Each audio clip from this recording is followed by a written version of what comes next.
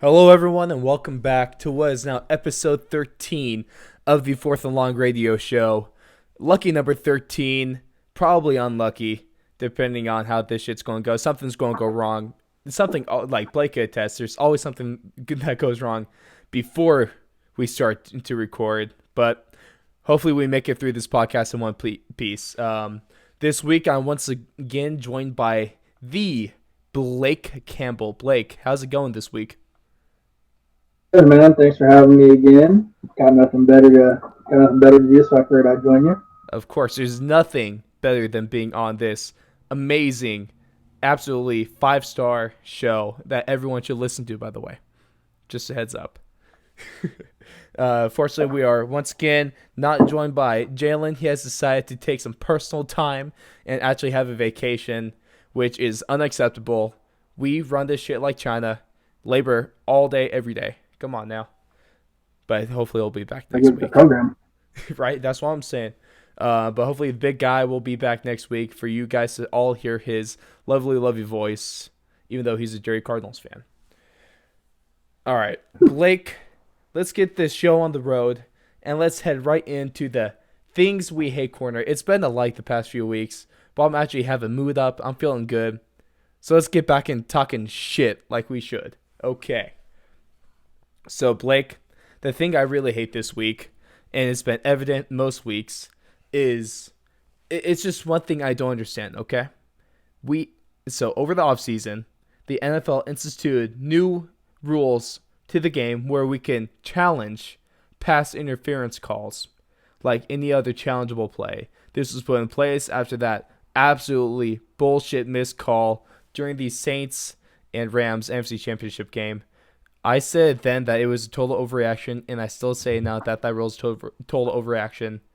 And my thing is, what's the point of having this rule, being able to challenge this, if there's definitely evidence that it was pass interference, but even after challenging it, they don't overturn it? What the fuck's the point of it? You know? You saw Yeah, that, right? I mean, they really opened up a can of worms with this one. I mean, if they're shooting for, you can see they're not shooting for transparency, because if they were, then this wouldn't be an issue that we're talking about week in and week out. If transparency was the goal, then we wouldn't be having discussion every week about how there was a blatant call missed Mm-hmm. or a blatant call not overturned, Yep. or made to the right call. Yep. This week's example took place during the what I thought was going to be a better game than it actually was, but it was during the Ravens and Texans game. In the first half, he had Nuke go up, probably going to be a touchdown catch, but he was blatantly interfered with. Throw the flag, and nothing. There was overwhelming amount of evidence that he was being held on to. It was an easy pass interference call, and they don't overturn it. The fuck? Yeah, it just seems whatever call is made on the field is what it's going to stick to, You know what? time and time out. Yeah. Once again, you guys, longtime listeners, always know that we have a long list of people and things we hate, and on that list is of course head NFL official and review man Alberto Riveron. And Alberto, you can go fuck yourself because you don't make the right choices. You make bad decisions. See, Blake, what's almost like, it's like the refs are too stubborn and they think that they're better than everyone, and they will uphold their calls no matter what. That's why I think. I don't know what the hell it is. I mean, there's just no way that having a review system in place, it's not beneficial to the league and people wanting to watch it, the popularity level, Mm-hmm. when every week we're just talking about how shitty all these calls are. I Mm-hmm. mean, they should have never put this replay system in the game if it was just not going to be used in the correct manner. Yep. All I'm saying is NFL refs, Alberto Riveron, Big Al, get off your fucking high horse and call the game right, please. From on the behalf of me and every other fan of the NFL, do your fucking job like it's meant to be. It's looking almost like the replacement refs right now. And that is just unacceptable as a fan and as a player, as a coach, as an owner, as referees. It's unacceptable, and this shit needs to be fixed. Straight up. Wouldn't that be something? All the correct calls made. Oh, if the NFL was called correctly, what fucking world would we be living in at that point? Jeez. Where Tom Brady didn't have Super Bowl rings. A game where tuck rule doesn't exist and the Raiders weren't totally bent over by the officials. Charles Woodson would have had a strip sack and Tom Brady would be a little bitch. But hey, what can you do? I guess everyone makes mistakes and the refs just continue to make an absolute crap ton. But there's my take of the week. Blake, what are things you hate? I think the thing that I hated this last week were just the missed opportunities that I saw all around the different leagues. Specifically in the AFC West, I might be a little biased being a Raider fan, but Of course. I really thought this week was going to be the week where the Raiders would finally put a beat down on a team, where they would finally drop a 30 burger and, just really pound a team. They had a close game against the Bengals this week, man. Yeah. The fucking That really wasn't the case. I mean, there were a few factors in that being the case, namely the turnovers. There were some costly turnovers by our team. Josh Jacobs fumbled at the 10-yard line in the red zone. Derek Carr had a freak play, really. I mean, the safety on the Bengals made a really, really good play on him and just jumped the route completely. Even John Gruden said he'd never seen that safety make that play before on any type of film he's watched. And John Gruden's watched film nonstop for like 10 years straight. So yep, that's pretty considerable that he's never seen him do that. But yeah, that was something that really pissed me off. Another thing was really that Chargers game on Monday night. Watching Phillip Rivers just look kind of out of sorts. I mean, he was just it's kind of typical Phillip though. He's usually the one to kind of be wild and throw some kind of prayer balls in there, but yeah, it just sucked because his defense this year, like they really keep him in games. Yeah, I mean that Joey Bosa and Melvin Ingram, those guys are some studs. Exactly. Yeah, Phillip Rivers threw 4 picks, but it was still a 1-score game, and they had a chance to win it in the last minute. I couldn't believe it. I could not believe it. And even knowing that he had a chance, I told my dad, I was like, yeah, I'm gonna go upstairs now. Because this game's over. Phillip Rivers driving for the win. Yeah, he's gonna find a way to choke it. And sure enough, he gets picked by Sorensen, the most sorry coverage guy on the Chiefs team. And that's saying something because the Chiefs defense sucks. Yeah, if you're the worst on there, it's kind of a big deal. It's like being the worst cornerback on the Eagles. It's not a good look. Yeah, but not at all. It was awful. Yeah, piggyback on that.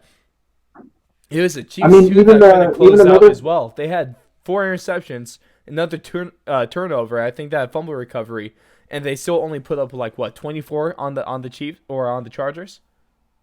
Yeah. And I was going to say, even another disappointing game, too, was you could say your Broncos. Don't fucking bring it up. Oh, man. Oh, hey, it's okay. We're going to talk about that. Looking at that halftime score. Yeah, oh, see, man. Blake, I'm going to suck it up, and I'm going to actually talk about that here in a few segments, okay?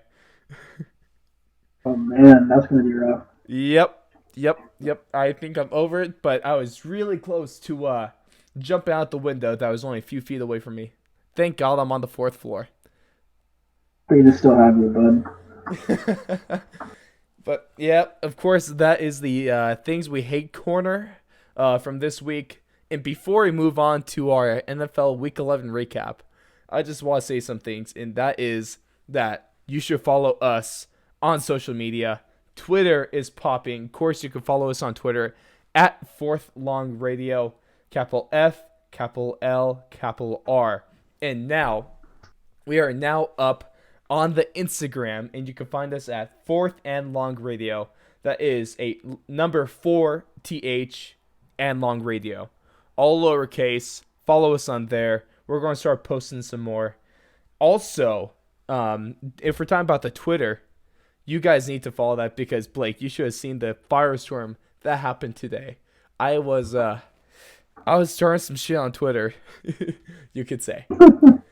I probably had a fucking 100 notifications today. Gotta get those impressions, but I started three separate arguments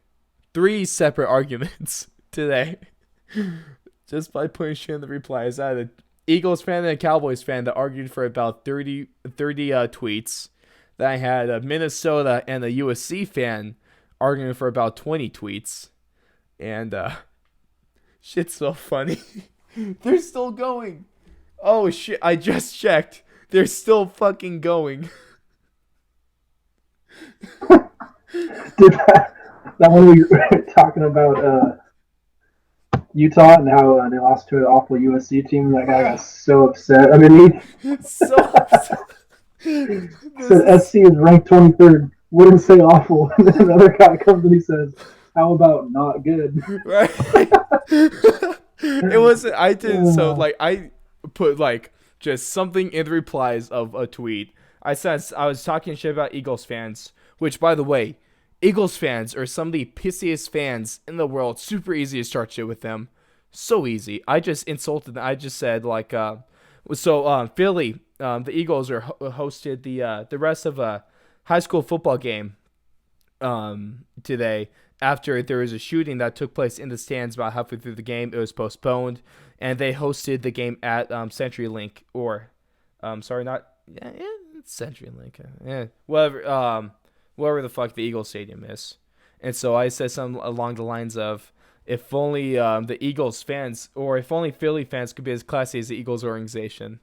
So easy. I swear, that's a fucking bull in the china shop right there talking shit about Philly fans. Oh my fuck. Figured. And then, yeah, the Cowboys fans step in, and then you know how the Cowboys and Eagles are with each other. It was just a whole shit show. And it was beautiful. It looks like just a bunch of trolls. I'm an asshole. Hey, oh man, that's good but stuff. the thing, if you have 50 tweets, just going off in your replies, that's impressions right there, baby. Just gotta pump those numbers up. It's so much fun starting shit. Imagine getting to that heat of an argument with a stranger over the internet. What kind of little shit? How insecure do you have to be to do that, Blake? Sometimes it's fun though, honestly. I mean, I haven't done it in a while, but it can be. Sometimes it's fun. I don't know. That's fair. Just seeing how frustrated people get, and you're just like, man, you really care about this subject. That's a good point. I do take joy like this. It's fun to piss people off, definitely. Another thing, you guys might have noticed, but on the social medias, and now it's going to be on the YouTube as well, we have a brand new Fourth Along logo presented gracefully by my friend Casey. Big graphic design person, works with the school paper here at Boise State, and I just am really appreciative of that. I think we have a logo now, so are we considered professional? No. Oh fuck. We don't have any sponsors or anything like that. Blake, get your company a sponsor. Okay, then we'll be good. We'll be who the fuck would want to sponsor this? Maybe Dollar Shave Company. That's a big one in the sports area. Raid Shadow Legends. Hit us up. I'll plug the shit out of you, guaranteed. Blue Apron's a big one, I think. I don't fucking know. Just give us money, please. If you give us money, we'll talk about you, guaranteed, or your cash back. Just kidding. No money back. We don't do refunds. All right. Blake, time for the NFL Week 11 recap. And we're going to start this off like we do every time, and that is with my top 5 power rankings in the NFL. Of course, we go from 5 to 1, and we do have some changes this week. Starting us off at number 5, we have the New England Patriots. They did have a win this week, moving into like 9-1 on the season. But it was a close win against kind of a shitty Eagles team. Tom Brady did not throw for a single touchdown. The only touchdown that the Patriots had in the air was from Julian Edelman on the trick play. Did you see that? Yeah, it was a nice play. It was kind of a little fu. I feel like to Philly. Right? That's what I'm saying. Yeah, Philly special in the Super Bowl. Then the Patriots come out and throw their own trick play. Unlike the Super Bowl though, where they had Tom Brady trying to catch a pass and totally fucking whiff, they actually threw it to a receiver this time. So it actually worked. Good for them. Bill Much Belichick better learned. call. It's kind of a disappointing Eagles team right now. Yeah, Carson Wentz not doing much. Nelson Aguilar dropped a potential game-tying pass in the last minute of the Uh, game. Huge. I could not believe, like, watching that play over. Uh huh. Carson Wentz had no business putting that ball where he dropped it. My God, he was getting pressured right in his face. Guy was coming right at him. Kind of hits his arm almost. It seemed like when he let it go. It was Still close. drops a dime in the breadbasket, and it hits Aguilar right there. Both hands can't come up with it, and it's just like, man, you've got to come up with that for your quarterback. You've got to make that play. Right. Carson Wentz couldn't have put in any better of a spot, but I mean, I guess he could have. He could have just not thrown it anywhere near Nelson Aguilar.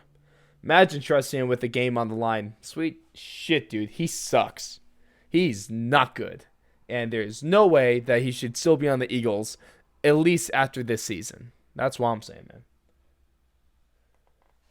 I'm kind of biased. I'm a USC fan, and he really was the shit at USC.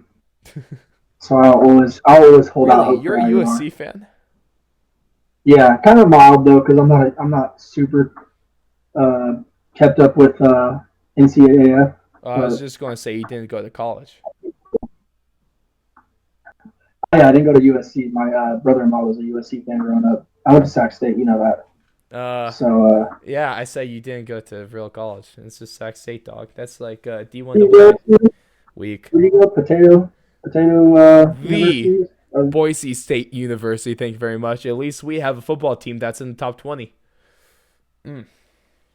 Nice. What's your conference? The We're in Big the top. Sky? We're in the top five. Oh, yikes. We're in the top five. It's all good. Moving on to number 4. They dropped because it's the San Francisco 49ers.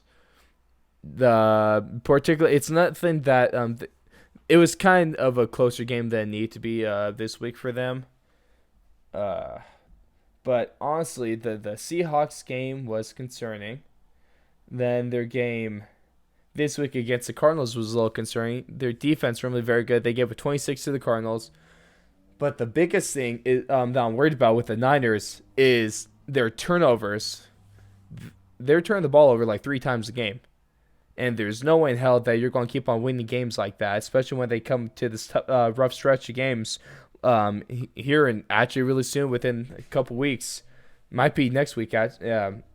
Starts next week as they take on the Packers on Sunday Night Football, as that game was just flexed last week to Sunday night.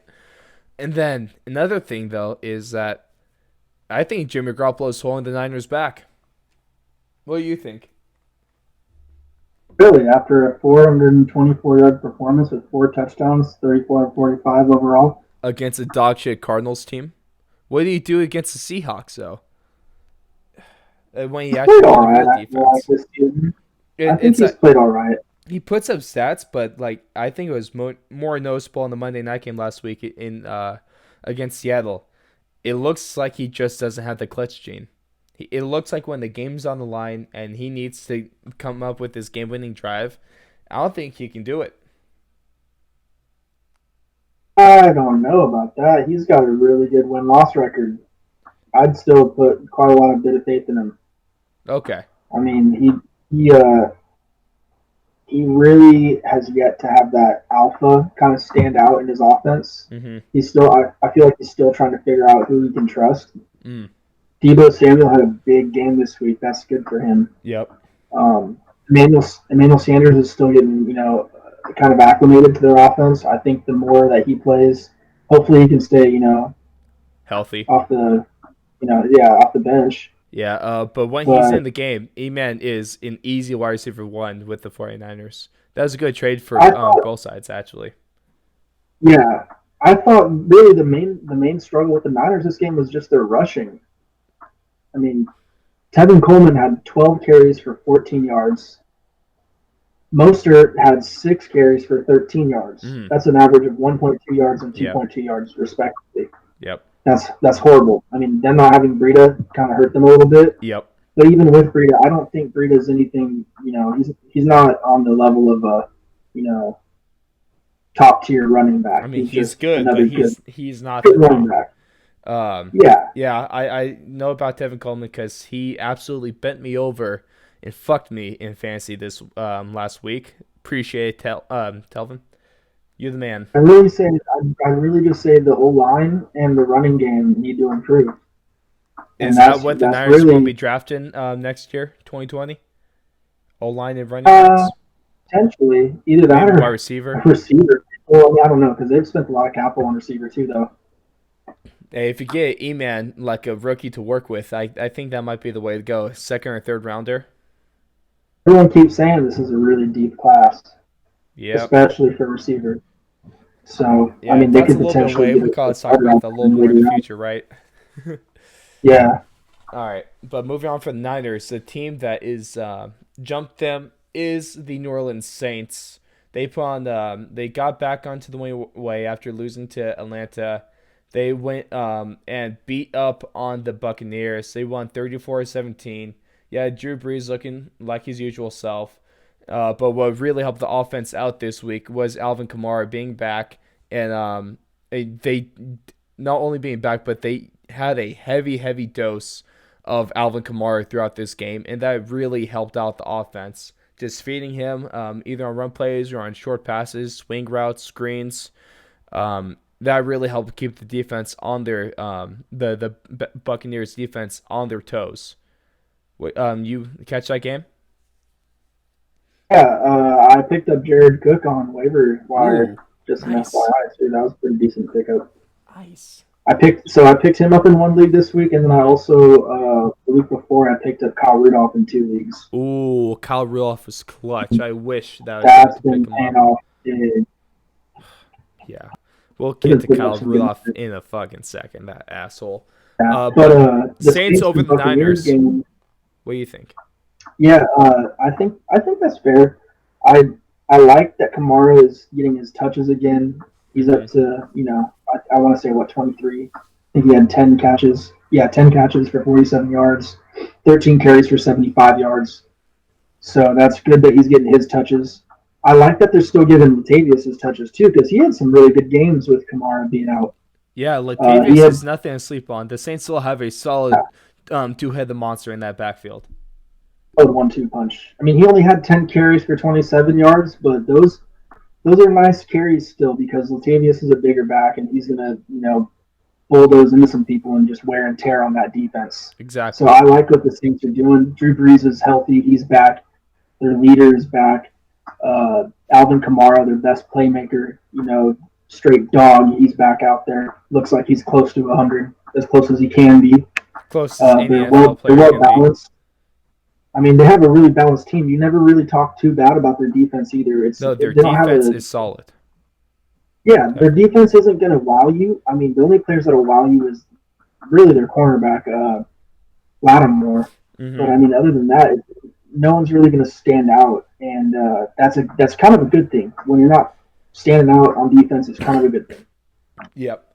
That Saints defense also, keep in mind, it is Jameis Winston, but that defense forced another 4 interceptions from the famous Jameis Bakery, just putting out turnovers. Real good. Dude, I don't really Jameis count sucks. interceptions from Jameis. He fucking sucks. He just it's crazy how many games he's done that. I can't. Admittedly, one was not his fault as it hit the hands of his tight end, went behind the tight end's back, and it was picked off. So that was a bad play. But James is still responsible on his own for 3 interceptions, which is not how you win games. I just don't understand how he still has a job. I mean, really. Well, it's because he was number 1 overall pick. That's the only reason.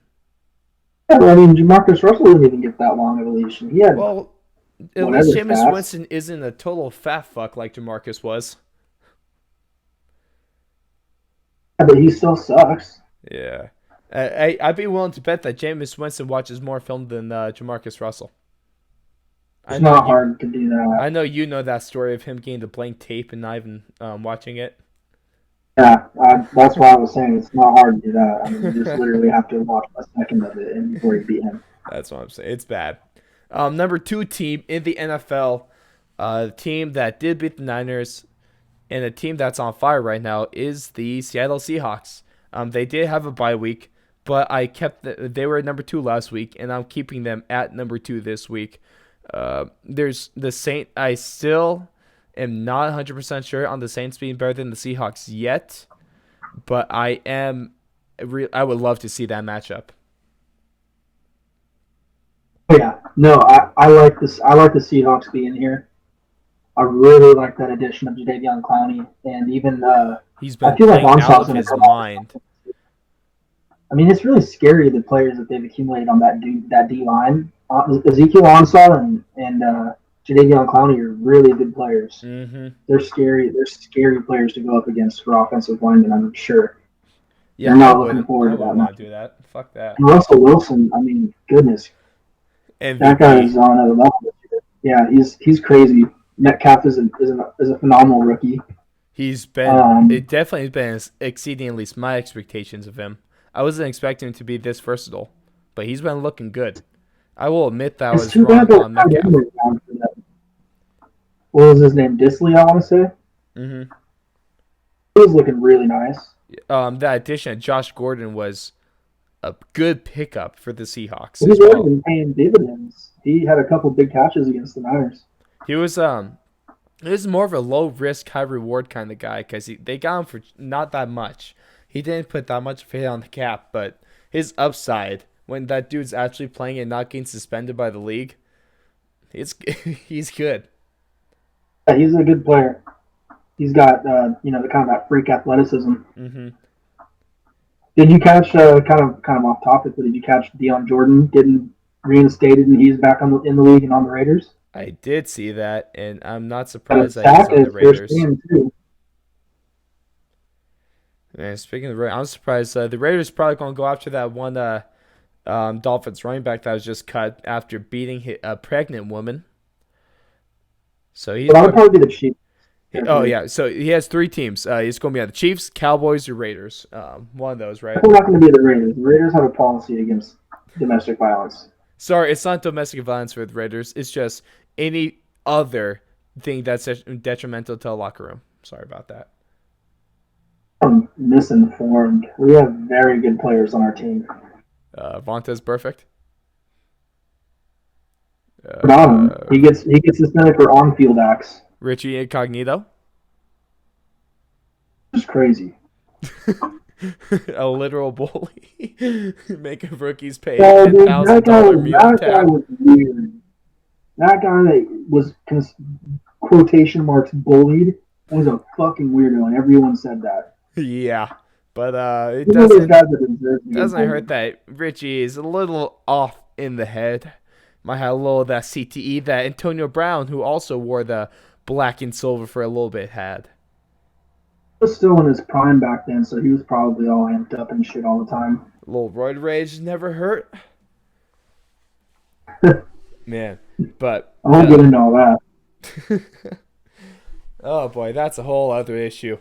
Sweet damn. But the number one team is who I had last week, and they remain number one after dismantling the Houston Texans 41-7, and that is the Baltimore Ravens.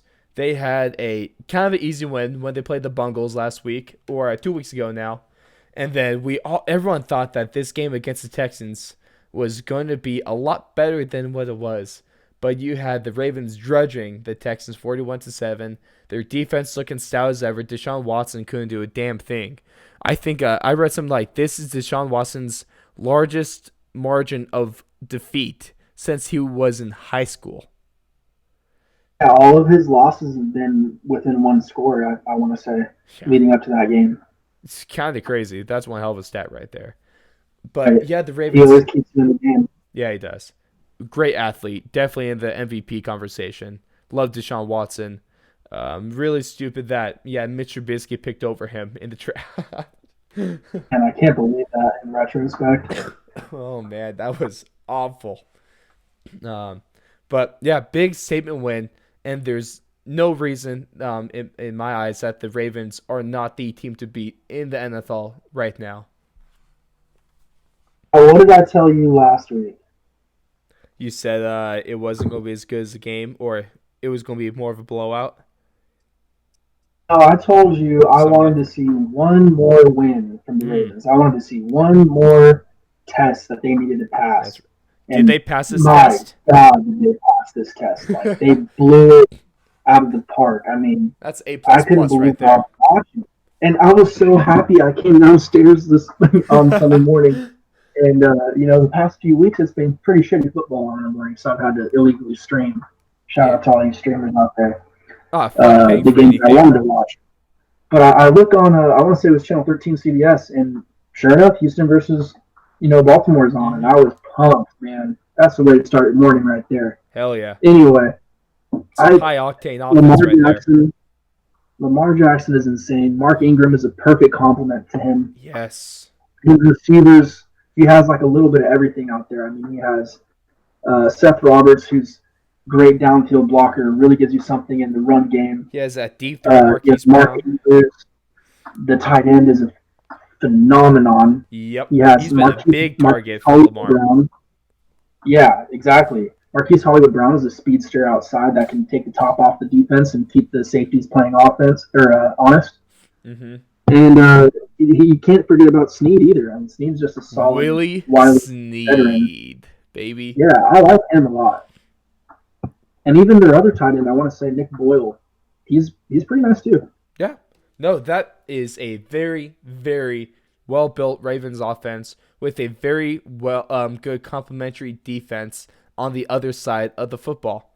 They're playing great football right now. I don't think anyone expected this. I expected them to win the division, but I did not expect them to be the number one team in the NFL through 11 weeks. But Yeah, what can you say, man? So that they deserve every single accolade they're receiving. They deserve it. I mean, that addition of Marcus Peters made their defense even more uh, fiery. yep, It just seems like they're just getting better and better on both sides of the ball each and every week. so good. They're playing out of their mind. I I really wasn't like their expecting coach. this. Their coach has been around for a Harbaugh. while That now. I'm just about to speak on that actually. But wrapping on top five, that is from 5 to 1. You have the Patriots, the Niners, Saints, Seahawks, and Ravens. With my first doubt being the Packers and Vikings right now. I still think they're the 6 and 7 team in the league, with the Chiefs inching their way back near to the top five. Moving on to some storylines out of the NFL this week. One thing that I want to piggyback on that you're talking about, Blake, is that John Harbaugh, uh, he risked it this year. What he did, he went all in. So why I credit the success of Lamar Jackson to Lamar Jackson himself, but also want to give a lot of credit to John Harbaugh because Harbaugh risked it over the offseason. He totally revamped the offense, went college style, went the triple option look with heavy pass, with a heavy quarterback option and run. And he kind of put his career on the line with the new offense. He was looking bad, especially over the last few years, ever since winning that Super Bowl against the Niners like 7 years ago or whatever it is now. Um, but Joe Flacco's probably been the good person to blame. But Harbaugh also has not been looking that good. But you've noticed, Blake, this offense, it's a different offense. And I think this new offense and success, this very well might have saved Harbaugh's career. But it definitely bought him a few more years, I would say, At the way that his least. team's performing this year. He's doing a lot better than his brother is right now. That's for damn sure. Oh, yeah. But I mean, they're both financially set. Oh, Jesus, I would love to have their money. who the fuck cares about the money at this point? Of course they got it. But Yeah. man, Harbaugh, a lot of respect to him. A lot for kind of just putting his balls on the table and just going all out. You know. Yeah. No, I definitely credit that to him just recognizing the type of players that he has on his team Mm-hmm. and me knowing that he needs to get the correct personnel in there to support that player. I mean, if you're going to take a Lamar Jackson, you need to kind of put the people around him that can bring the best out of him in the style that he plays. Mm-hmm. And you're starting to see now. It doesn't matter, if you have a traditional quarterback, if you have a hybrid, strictly running, like whatever you do, if you execute, that's what matters the most, and that's what Mm-hmm. people are starting to find out. Lamar Jackson's proving that every week. I mean, he does something every week that's just like, damn, that guy is special. Better than Mike Vick? Maybe. Time will tell, right? Mike Vick was like right before my time. I want to say. I mean, I witnessed him more in the Philly years than I did in his Atlanta Falcon years. I still wasn't really that avid of a football fan at that point. I was just Mm-hmm. more of a casual fan, I would say. You filthy casual. Definitely kept up with all the Raiders all the Raiders stuff, Of but didn't course. really watch the league as a whole. But even the Philly days, man, he was still pretty crazy. But He was Lamar very good, Jackson man. is something that I have not seen ever. He Like is. there's no one like him in the NFL that I've seen. Lamar Jackson is a generational talent. One thing that we also need to talk about, Blake, it might be gaining onto old news because in the sports world, everything moves fast. But let's take it back to the Thursday night football brawl with Myles Garrett beating Mason Rudolph with his own helmet. Uh, I caught that brawl. I walked back in on the game right when that fight was starting, and I could not believe what I was seeing out of my mouth. Why the fuck open? I was just in shock of what I saw. That was crazy. You saw that, right? Do you see it live? Yeah, yeah. No, I did. I didn't see it live. I have seen all the replays and seen all the breakdowns, but I've seen a lot of different takes on this, and really, there's only one take. It's you can't assault somebody with a weapon, No. whether it be That is you assault with a know deadly weapon, technically. yeah, whether it be a brick, whether it be a bat, whether it be a helmet, whatever you cannot do that. You can't even assault somebody. Like you can't punch them. I mean, Mm-hmm. that would have been one thing. If he had just punched him, I think it would be a completely different story than the Oh, fact that he swung a hands helmet at down. him. What It doesn't matter if he hit him with the softest part of it, or what if he did hit him with the hardest part? Mm-hmm. Then it's a completely different story. A guy that just had a really gnarly concussion a few weeks ago. Mm-hmm. Um, Yeah, he was it's raw. just not a good look. He needs to know in that moment. I don't care how hot you are, whatever the guy did to you, kicked you in the balls. I don't care. There's I no mean, excuses you when you just get got to hot. know. Yeah, you just got to know you can't do that. I mean, that's your profession. That's how you earn money. That's how you put food on the table for your family. You got to realize as a man, there's certain ways that you have to act and react, and you can't let a punk get to you you know, in that current moment. Yep. It's Uh, just really, really the biggest word I would say to describe that is just disappointing. Because it just takes a good player away from the game and just puts kind of a bad light on the sport. that's a good point. I did I had nothing against Miles Garrett. I was shocked when I saw him do something like this. I I just wasn't expecting to have a guy like him. And what sucks is that you can go your whole life making the right choices, but one bad decision can effectively derail your career, and that might be what happened here. Yeah, he's going to have a long road to reinstatement just because, the NFL is all about image Yep. nowadays. So he's Um, going to have to do everything right. that's what I'm saying. I think if I want to actually give someone credit, it's weird to say, but I think the NFL, in regards to the punishments that they handed out, I think they got it right. Um, for the most part, yeah, Miles Garrett being suspended indefinitely without pay, at least the rest of the season and playoffs because the Browns are totally going to make the playoffs. Yeah, Steelers center Marquise Pouncey being suspended for 3 games because he was stomping on Miles Garrett's head, rightfully so. I'm a former lineman, so I do respect that. You gotta protect your quarterback. Uh, I have nothing against Pouncey beating up on Garrett, but that suspension is what expected to happen. He does deserve it. Then the one thing that a lot of people disagreed on was Mason Rudolph not having a suspension, but just being fined. Do you think he should have deserved a suspension? That one's a little tougher to say. It was really, really on the line. I Mm-hmm. mean, he kicked him in the nuts. The intent, I feel like the intent was there. Like he was grabbing at his helmet. I don't really see anything wrong with that. That was whatever. That's a 15-yard penalty. Mm-hmm. But the whole kicking at the nuts thing, Mm-hmm. that one. Now, the only thing that I saw of that was just a slow motion replay, and in slow motion replays, everything looks way more incriminating than it does Right. in live, actual, real time. Mm-hmm. So that's the only thing I'm really judging that action off of. So Like you I said, think I the didn't see the action was fly. worthy of a suspension, or is a fine good enough? I think the fine is good enough. I think at most maybe a 1 game suspension.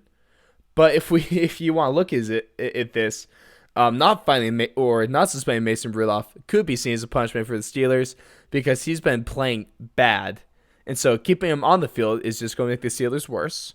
Of course, you got to look at that, and I think from an image point, the NFL is all about the image. We know this, and I think the NFL is thinking it'd be a bad look to have a quarterback being hit with a helmet and him still being suspended.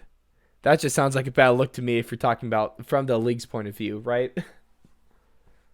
Kinda. I just think he really didn't do anything that was suspension worthy. I mean, really, it was just a kick to the gonads. That was the only thing that made me kind of raise an eyebrow a little bit. But like I said, even then, I don't really think anything he did was just absolutely unacceptable. I mean, Yeah. he ran at the guy. He was fiery. He was pissed. But all those things, like I've seen done in games Mm-hmm. countless times, Yeah. and it's either going to be a penalty on the field or maybe you get kicked out of that game right there. Yep. But other than that, I've never seen in retrospect someone come and hand down a suspension for what Mason Rudolph did. Yeah. I mean, it That's just very looked fair. like regular fiery competition. A little over the top, obviously, but I mean, these are professionals. They're the top 1% in the world, so you can Mm-hmm. expect them to be that competitive all the time. Yeah. I'm totally with you on that. Another big story from the weekend was on Saturday. You had Colin Kaepernick having somewhat of a tryout for the league. A lot of people had a lot of different takes on this. Anyone from Stephen A. to Joe Schmo to the most important personality in sports, being me. Um, but this was kind of weird. Yeah, Kaepernick moving the location of the tryout essentially only a few hours before it's supposed to start. Yeah, the NFL having originally it was going to be hosted in Atlanta's practice facility, but the NFL wasn't going to allow cameras and media in there. So Kaepernick wanted to move that to high school a few hours away. He did. I mean, I saw the film. I'm sure you did too, Blake. He had some good throws, of course. He still has the arm, still has the accuracy. But one thing that honestly doesn't surprise me, the biggest thing for a quarterback is decision making and how it looks in the game. So this whole exhibition meant nothing to me. But what did you think of the whole situation? And it was just your usual circus show, PR whatever follows shit, Kaepernick. PR stunt. I think at this point, really, it's not the talent that's holding them back. It's just all the baggage that comes with it. I mean, Mm-hmm. it's just going to be tons of reporters there just asking them about everything besides football It's all not the worth the time. distraction, if I'm being honest. Uh, What he and brings to the and you field, can say all you want. I'm not going to be a distraction. Blah blah blah. The point of the matter is you are going to be a distraction mhm. at some level.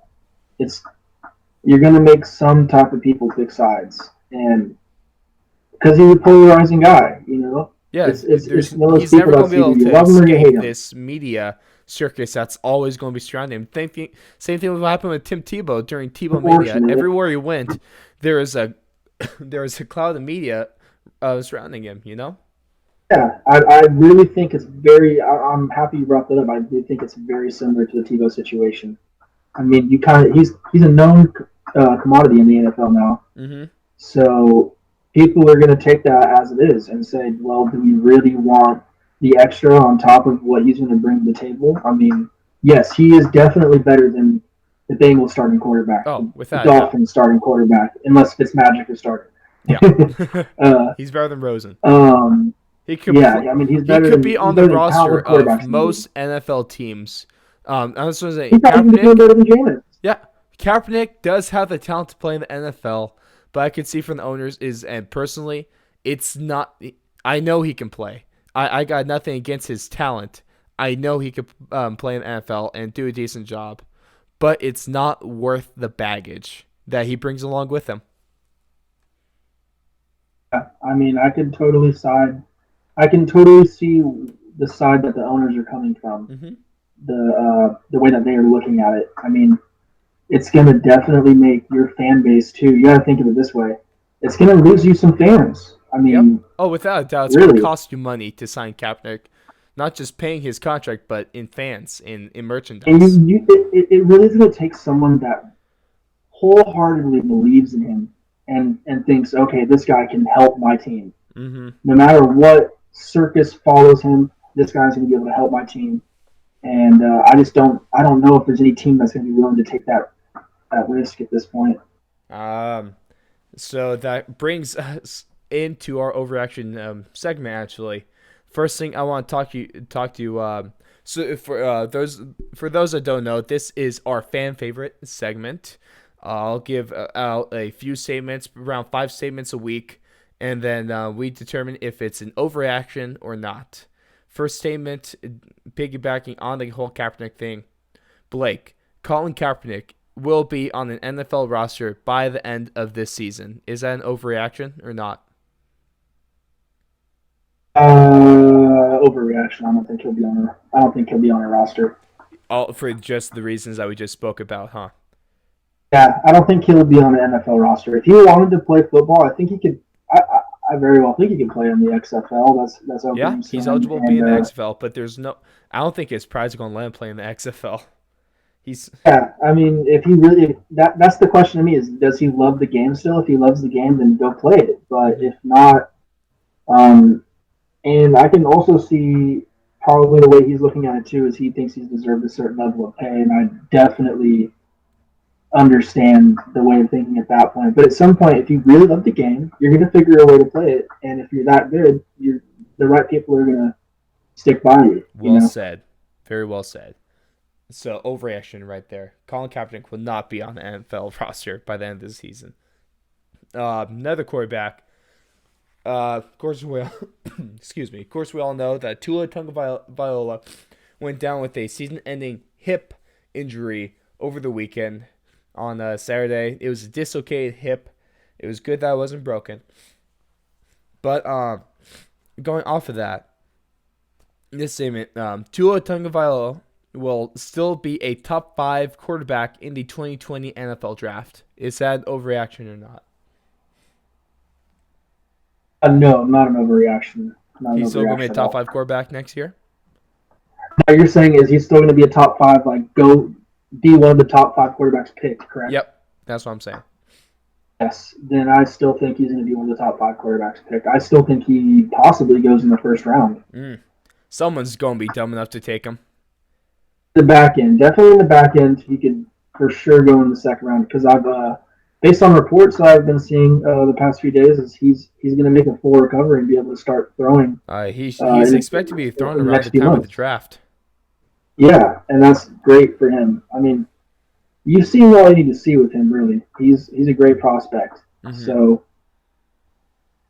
a team is going to take a chance on him, and that might even be better news for the team that really wanted him in the long run because he might fall a little bit now, and that gives the team a chance to accumulate more pieces around him, possibly, just like how the Raiders did a few years back with the whole Khalil Mack in the first round, Derek Carr in the second. That worked out beautifully This for is a going little to bit. help. Hey, this Tua injury is going to help out the better teams in the league that need a quarterback, or at least want someone for the future.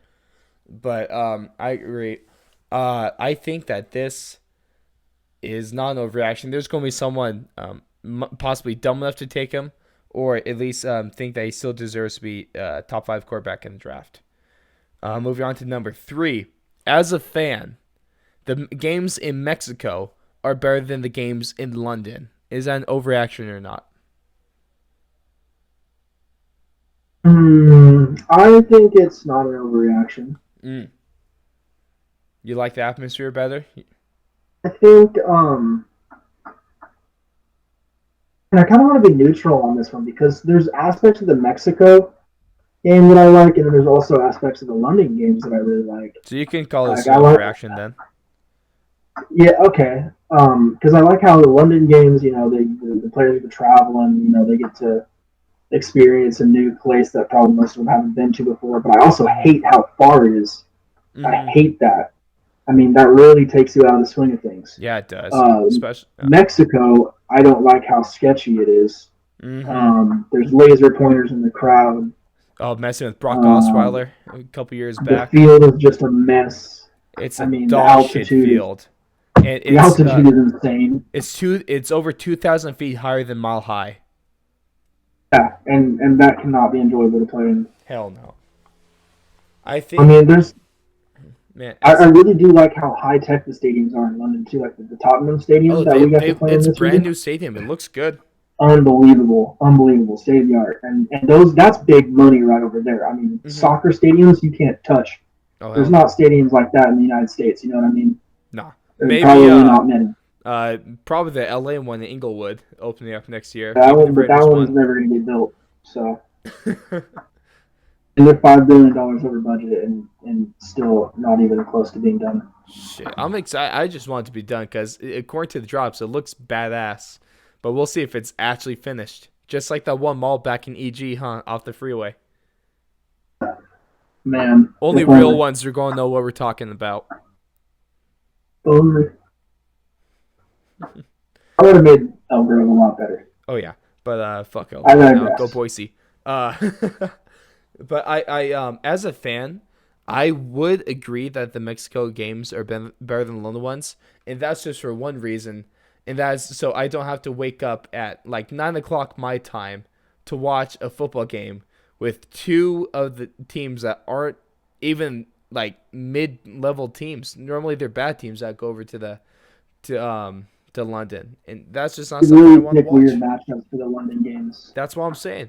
It seems like they do pick much better matchups for the Mexico games. I mean, the Chargers and the Chiefs, great matchup. They had the Patriots and the There's big Raiders, I think, meaning a to year it. ago. Yeah, They had the Raiders and the Texans a few years back, and that was a crazy game. yeah, it was. So Um, that's why, as a fan, I do prefer the Mexico games over the London games.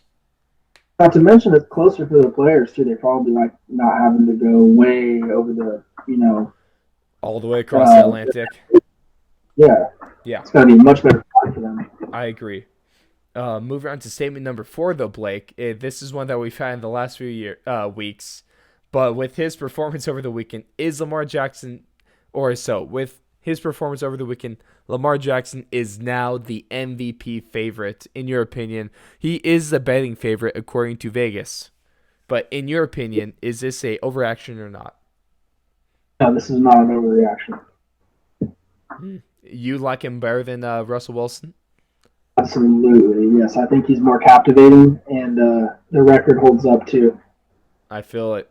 I think this might be still is going to be an overreaction, just because one of the biggest stats I like with Russell Wilson is his turnover touchdown to interception ratio.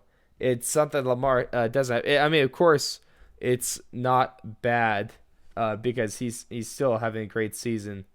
But so far this year, Russell Wilson has thrown 23 touchdowns to just 2 interceptions, while Lamar Jackson, on the other hand, having a great season, he has thrown 9 touchdowns to 5 interceptions. Of course, those aren't bad numbers by any means, but also with the eye test, Lamar Jackson puts on these highlight plays week in and week out. But Russell Wilson, to me, catches my eye more because he turns a lot more nothing plays into something, in my opinion. And I think that's what makes him more of an MVP. But of course, it is a really tight race. it's not. I'm not knocking on Lamar Jackson at all, not at all. But I think that Russell Wilson still has the slight edge over him. Agree to disagree. Hey, I'm okay with that. That's what we do on this show. Statement number 5, last one of the week. Rob Gronkowski will be on an NFL team by the end of the season. Is this an overreaction or not? Overreaction. He's not going to be on the Pats by the end of the year? No, he's not going to go to pass. Honestly, I just don't think so. I think it's overreaction, but at the same time, if he does actually join the Pats before the end of the NFL season for their playoff push, I think it's like around week 12 or 14. I think like around week 14. I wouldn't be surprised. I'd be disappointed, but I would not be surprised. Yeah, I mean, he could do it, but I just don't think he would. I mean, he's having too much fun being a dancer for the LA they would probably Lakers. welcome him back with open arms. You know, they definitely. Isn't he leading in all this crazy stuff now? Isn't he doing a bunch of all this weird health type stuff? I guess I shouldn't say weird. I guess it's kind of good thing, kind of beneficial. He's been involved in everything that you could possibly do as a human, I think. He's a big CBD proponent. Yeah, he is. For CBD. I don't know if that's even allowed by the NFL. Not yet, at least. Probably going to take a little bit longer. Did you see him as a dancer with the Lakers last night? Oh, I didn't. I didn't catch that. To me, Rob looks like he's having way too much fun off the field to rejoin the No Fun League and the Patriots themselves. But that is the overreaction segment for this week. Moving on into our newest segment on the show. That is the fact of the week. Blake, I did tell you when you brought up the fact that the Broncos fucking suck this year. I did tell you we are going to go back to that game between the Broncos and Vikings over the weekend. So, including what happened. So before the game on Sunday between the Broncos and Vikings, teams in the NFL were 0-199 in games where that team has been down by 20 or more at halftime. There's 199 games where teams were down by 20 or more at halftime. Not a single of those teams that were down has won the game.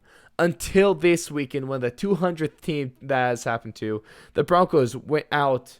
They were going on the rampage before halftime. They They were up 20-0 on the Vikes. No one expecting this.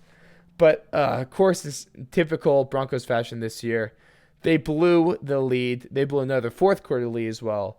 And they end up losing this game 27-23. Tore my heart out. I wanted to tear my throat out. And I wanted to die while watching this.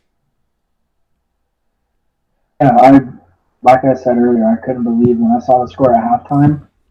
And you're just watching the feeder at the bottom every minute or so.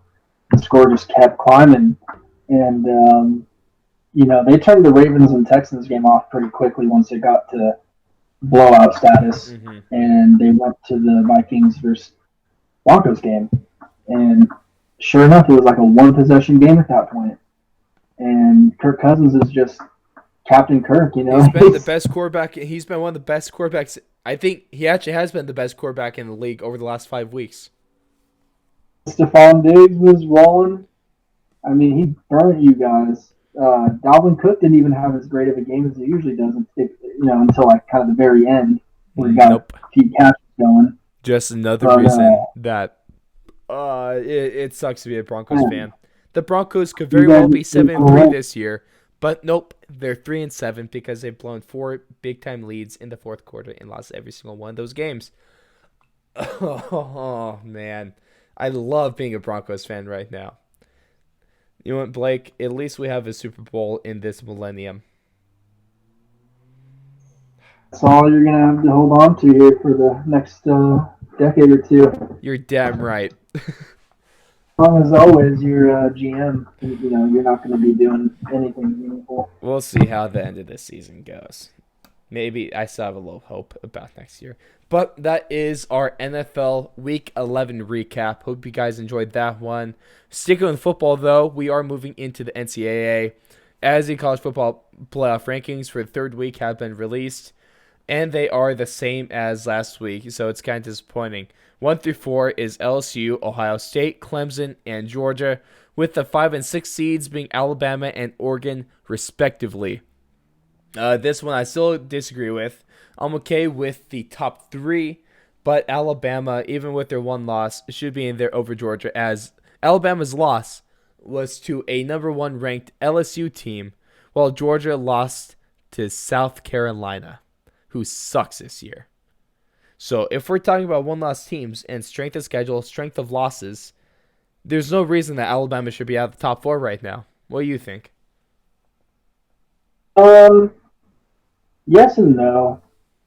I think that Alabama is going to be a little weaker now without Tua. So we'll see how the rest of the season goes. But right now, I like Georgia at number 4. LSU exposed Alabama where they were lacking in, Mm-hmm. and now Alabama's sitting out, and I'm very happy with that. Like I said last week, they need to take a break. No, I'm Just okay. like the Patriots, Yeah, and they win all the time. I'm okay with Alabama not being in there as a fan of just being tired of Alabama. But I think if I'm going to the perspective of a player, and the coach, and if I'm on the committee, for the playoff selection committee, I think that Alabama deserves a 4 spot more than Georgia does. But of I just course, hate the playoff, man. 14 playoff sucks. Make it 8, please. You get Yeah. the Power 5 conferences, the conference champion. Yeah, that's what I'm saying. Conference champion for the Power 5, automatic bid. Then you have 3 at-large bids that the committee fights over. It's easy. It's easy. I mean, that just would make them more money. I feel like too in the It long would run. make more money. It would make more sense. It'd be better for the teams. Competition or more incentives for the players to play hard and the coaches to coach. Oh yeah, because right now in college football, every game matters until you lose one, and then nothing else does. So this would actually kind of make every game matter a little more, even for the one-loss teams. It's easy. Exactly. It's so easy to do this. The NCAA is just a bunch of old-time schmucks that don't know what the fuck they're doing. I'm surprised they're not acting on that, and they love to make money off of players. Right? That's what I'm saying. That's what we're about to talk about. But for an organization that loves to make money, they're really not helping themselves out and not make as much money as they can. Baffles me.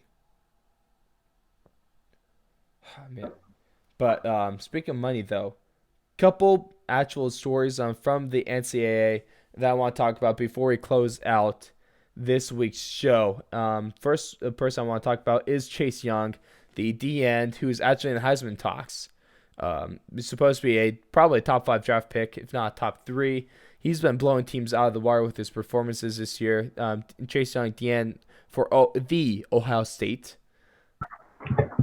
But so just a couple weeks ago, he was suspended for 2 weeks by Ohio State due to a possible NCAA violation. And this violation is from him accepting a loan from a family friend in order to fly his girlfriend out to a bowl game. He did pay the loan back in full, but this is still an NCAA violation. This honestly doesn't make any sense to me. At least Ohio State didn't need him for those 2 games, as they're just playing Maryland, who they blew out, and Rutgers, who they also blew out. Not even teams anymore. But man, I just don't like the NCAA. I thought this was stupid as fuck. That you can't take a loan, you can't pay back a loan as an athlete, and be. I don't know why is that not okay, Blake? Can you see any reason in this? Yeah, that's pretty weird, to be honest. The whole situation is just really weird. But I mean, another thing, like kind of we were talking about the Myles Garrett situation. You gotta know your boundaries, like what you can and cannot do, and that's definitely something that's going to raise a red flag. And so he needs to know not to do anything of that nature. If she really wants to come out and see him, shit, let her figure out a way to get out there and see him. He's on his grind right now. He can't. If he can't make that happen, that shouldn't be on him. That should be on her. You know, if you really want to see him, find a way to get out there. Take a bus. Other news. Take a bus. Jeez. Blake, you're ruthless. Who the fuck wants to take a Greyhound nowadays? It's just filled with a bunch of crack whores and needles. You got to do what you got to do, man. I don't want to be on those stinky hobos. I'll just watch the game on the TV. But yeah, that. And then if we talk about basketball now, just news today. So Memphis basketball player, national star James Wiseman was suspended 12 games, and a part of that punishment, he was forced after being ruled ineligible by the NCAA. He was suspended 12 games and forced to pay $11,500 to a charity of his choice. Of course, this is after being deemed ineligible by the NCAA. Ah, man. So you have the NCAA that is moving the right direction, but currently does not allow players to make money off their likelihood. They don't allow them to do shit in order to actually earn a living while they're playing under a scholarship. But yet they have the audacity to fine a college student $11,500. They're doing the whole pay to a charity of his choice to make him look better, to make the NCAA look better, like they're not a bunch of assholes just pocketing money. But you're not letting players make money, but you're going to fine the money as part of a punishment. That is some of the biggest bullshit I've seen from the NCAA. What, dude? How is this a thing? Yeah, I don't get it at all. I don't get how he's getting fined. Like, where is he supposed to get that money from? It's a good fucking He's question. not getting paid to play right now, so it doesn't really make sense Nope. at all. But I mean, suspension, I guess, makes sense. You know, if you're really going to reprimand, suspension's fine. That's not costing him money. but charging, like, fining him $11,500. That's a lot of money for a college student. Like, if we're talking about pros, that's chump change. But for a student, dude, But he's not a pro right now. He is unemployed pretty much. he is a college student. All we know, he is directly unemployed and only working basketball. That's how it should be, at least, if he's such a highly touted prospect. He is. He doesn't have a side job. His job is to play basketball for the University of Memphis, and What's he supposed to do? you have a scholarship that covers tuition, probably covers room and board, probably gives him some money for food, but dude, he's not making money on his own. He can't. He doesn't have time. NCAA won't let him, but yet he still has to pay money out of his own pocket. 11 G's, over 11 G's. That's big money. For someone who is not professional yet, in any sense of the word. Dude, but is this just an ongoing theme of just the NCAA being so inept with these decisions that they make? Oh my. It's like they keep on trying. The NCAA keeps on trying to one up themselves to see who could make the dumbest decision and get the most backlash on them. Is that what's happening right now? It seems like it, doesn't it? I swear there has to be like some bet going around the office. But hey, $1,000 to who can make the dumbest decision and make us look like the biggest dumbasses in the world. Sweet fuck, man. The NCAA is awful. It is one of the worst. It is the third worst sporting commission in the world, only behind FIFA, which is corrupt as shit, and the International Olympic Committee, the IOC, which is also corrupt as shit. Yeah, the NCAA that is corrupt, but not as corrupt, but still just fucking awful. Fuck the NCAA, dude. Couldn't agree more. Alright, man. I've been on my soapbox way too often in the show this week. And so, I don't think I got anything else to say. Do you? Go Raiders. Raiders are the best team in the NFL. Okay, shut the fuck up. Yep, that means we're going to have to cut you off there, Blake. But, man, this was a fun one.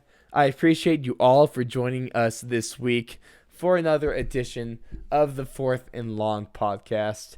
Of course, once again, you should follow us on Twitter. That's at Fourth Long Radio, capital F, capital L, capital R. And over on the Instagram with Fourth and Long Radio. That's a number 4, TH, and Long Radio. All lowercase. Go check us out. We got the bitchin' logo that we got from my friend Casey. Thanks for hooking us up. You're the best. Everyone go follow her as well on Instagram. Look at our post.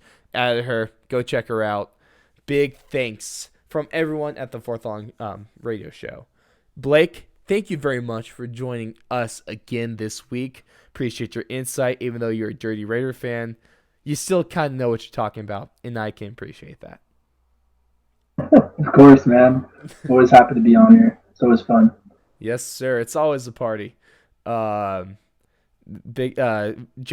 one thing for you guys to look out for. Jalen will be back next week, so you can hear from the baddest bald motherfucker on the planet. Man. Good shit. Just a couple things. I guess fuck Alabama. I hate the Oakland Raiders. That's not podcast. That's not a show thing. That's just personal thing. But as a show, we can all agree. Fuck the NCAA. Bunch of ignorant fucks that don't know what the hell they're doing. Blake, anyone else you want to call out this week? I do want to call out the UFC card. Okay. That's it's one of the worst cards I've ever had to sit through. Which one was this? Was this the fight night from last week? Yeah, the fight night from last week. It was in Rio de Janeiro. Yes. Yeah, that card sucked ass. That's why we didn't talk about it. Yeah, there's nothing really to fight about or to talk about. Even the main event was underwhelming.